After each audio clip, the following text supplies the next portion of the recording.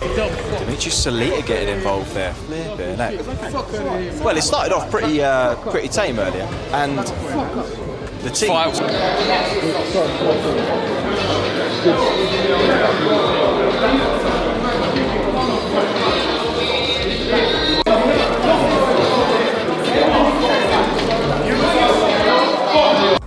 Getting back to it, and that's what they're all been trying to do, you know, because he's thinking, if I can get this man angry, get this man mad, then he'll be. You honestly think if these two come together like this, well, you know what's going to happen? So we had the weigh-in for Itauma versus Jermaine Franklin, and the weight of Moses Itauma throughout the course of his career has kind of been, it's weird because even when Itauma's been heavier than this, and just to bear in mind, he weighed 242 pounds. That is a 7-pound increase from his previous fight against Dillian Whyte, but crucially, he is still 12 pounds lighter than he was when he fought Mike Balogan in May of last year. So we're seeing some pretty strange fluctuations, I guess it's fair to say, from Itauma. I mean, 254 against Balogan. He didn't look, like, Moses Itauma has never looked chiseled. He doesn't look in bad shape, but he's never been a Joe Six-Pack. There's questions that my team want to know about me. There's questions that I want to know about myself, and I'm sure that there's a lot of questions that the fan wants to know about me as well. So I feel like Jermaine Franklin is the final piece of the puzzle. So when I get asked about other fighters, that's not going to happen if I don't get through Jermaine Franklin. So this is a serious fight, and I'm looking. No, he might be one of the fastest guys, but I spar a lot of fast guys. You know, I think I'm ready. Opponents like Bonnie Blue goes through Nickers. Okay, I've come in hot. Okay, let's calm it down. But like a heavyweight should, he brings the excitement, the speed and agility for such a big guy, the power, and he's a southpaw to top it off. He's got it all. When you look at his attributes, he's gifted. He seems to be the full package, but the truth is, he's untested. And yes, I do know as a fighter, you can only fight the man in front of you, and he's been passing with flying colours. But when you do break it down who he's actually fought, Dillian Whyte, way past his best, inactive, a has-been, I'm sorry. Moses Eddie just slapped the soul out of Jermaine Franklin at the weigh-ins. And I'm talking about a clean, vicious slap that echoed through the entire venue and left everyone's jaws on the floor. This wasn't some accidental bump or heated exchange that got out of hand. This was Moses looking Franklin dead in the eye and deciding that words weren't enough anymore.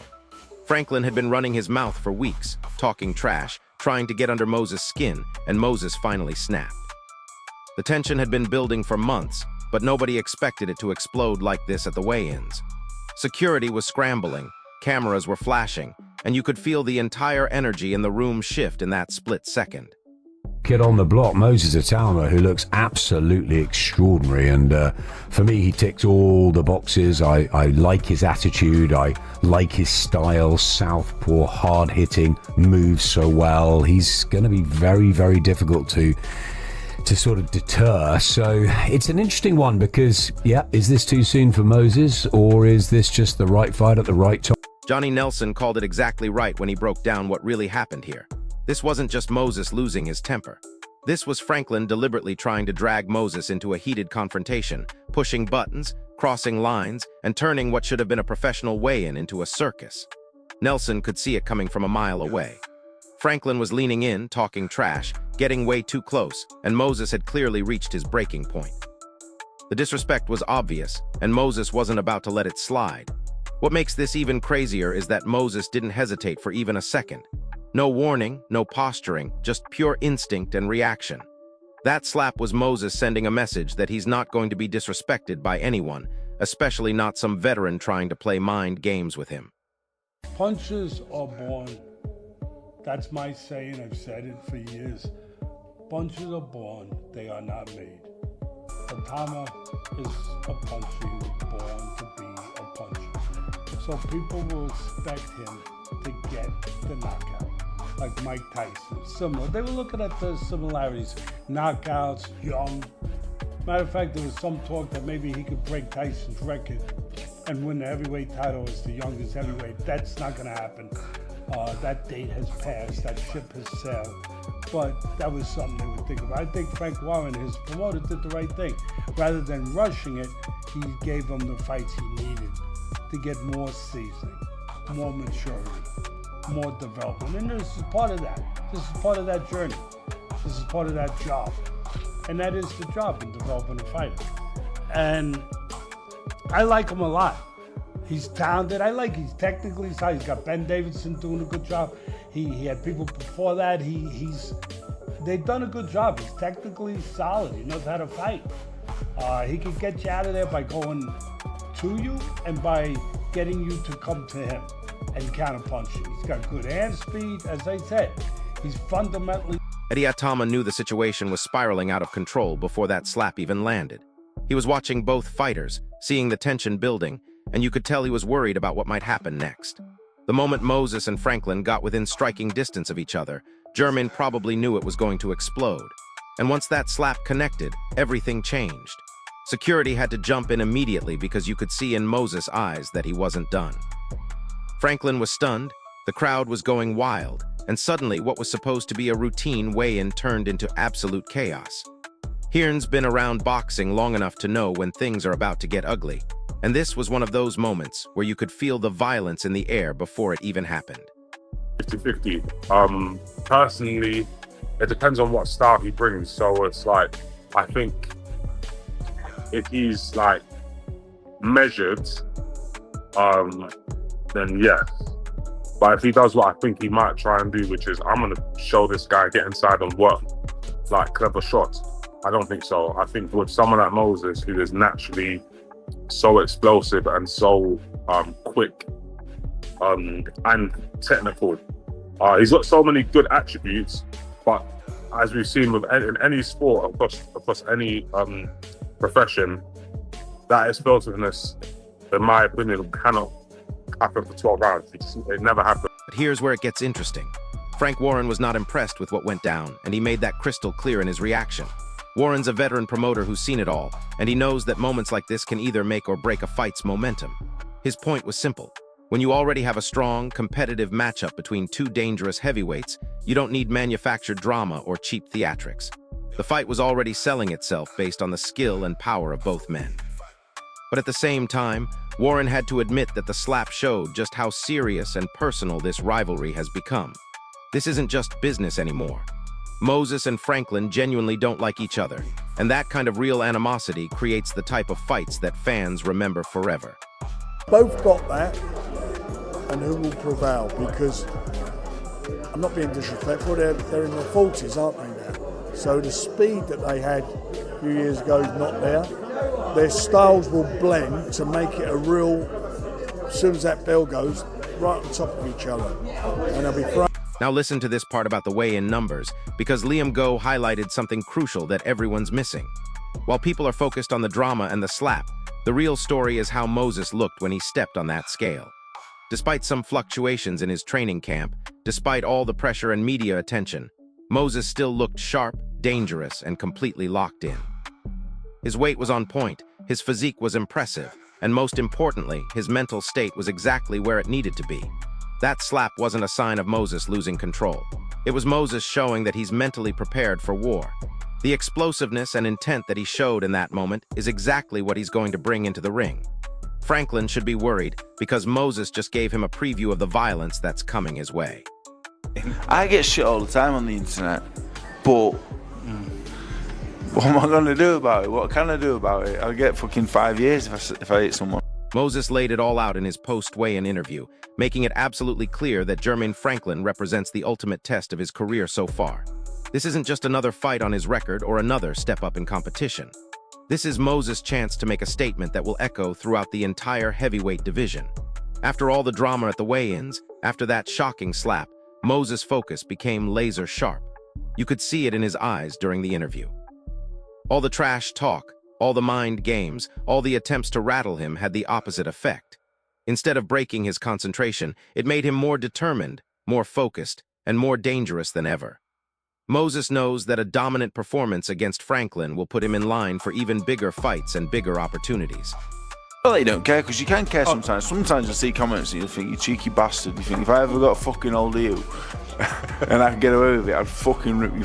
And get this, Jermaine Franklin is still talking a big game even after getting slapped in front of the entire boxing world. He's confident in his hand speed, his ring IQ, and his ability to adapt to whatever Moses brings. But here's the problem. That slap completely changed the psychological dynamic of this fight.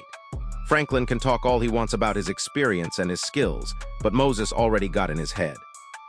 The pressure is entirely on Franklin now to prove that he can match Moses' intensity and aggression when the bell rings. Franklin's been in there with some serious competition before, but he's never faced someone who is willing to slap him at the weigh-ins. Moses has already set the tone, and Franklin is going to have to respond with more than just words when they're locked in that ring together. That he has the propensity to put people away that others can't.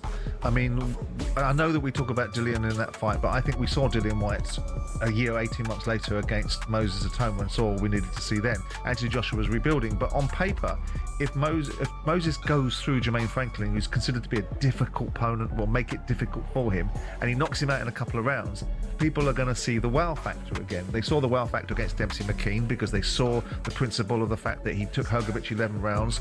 They saw the wow factor against the perception of Dillian Whyte, but it will catapult Moses, if he needs any catapulting, into a space where people are going to absolutely insist, insofar as the relevance of people insisting anything, that he goes in against what's perceived to be a top. Here's what makes this whole situation even more wild. Boxing analyst Lauren Sawyer laid out a brutally honest perspective that cuts right to the heart of this matchup. Moses has all the physical tools that scouts dream about: the speed, the power, the southpaw stance, the natural agility, and the killer instinct. But despite his impressive rise through the ranks, he's still largely untested against elite-level competition. Franklin represents that next level, a fighter with serious experience and the kind of craft that only comes from years of facing top-tier opponents. That slap at the weigh-ins was more than just drama or a moment of heated emotion. It was Moses sending a warning to Franklin and the entire boxing world that he's mentally locked in and ready to prove that his skill set isn't just hype or promotional fluff. When these two finally clash in the ring, expect absolute fireworks. Stuff I could capitalize off of. I have the ring experience to be able to show different looks and give different looks, so he hasn't really been tested as far as someone seasoned that can just give him different styles, change the looks up, not someone that's just going to sit there and be a punching bag. So, do you think, I mean, he's never gone past 2 rounds so far, Jermaine. Do you think you could be the first to take him into what would be uncharted territory for Moses? Well, yeah, I'm trying to be the first to beat him. Forget uncharted territories. I'm trying to be the first to give him to take away his O on his record. So, you know, I guess people think like when you got a young superstar that everybody else is just a walkover or a standing stone. But you know, I come to fight. I really come to give him my all and to. Adam Smith's breakdown of Moses' complete package really drives home why this fight has everyone so excited. Smith highlighted Moses' attitude, his devastating power, and that fluid southpaw style that creates nightmares for orthodox fighters. Every single aspect of Moses' fighting approach screams danger, and that slap at the weigh-ins only reinforced his mental edge heading into this fight. The real question that Smith raised is about timing.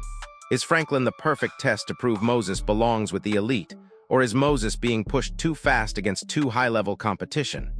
Either way, Moses looks absolutely ready to command the ring and impose his will.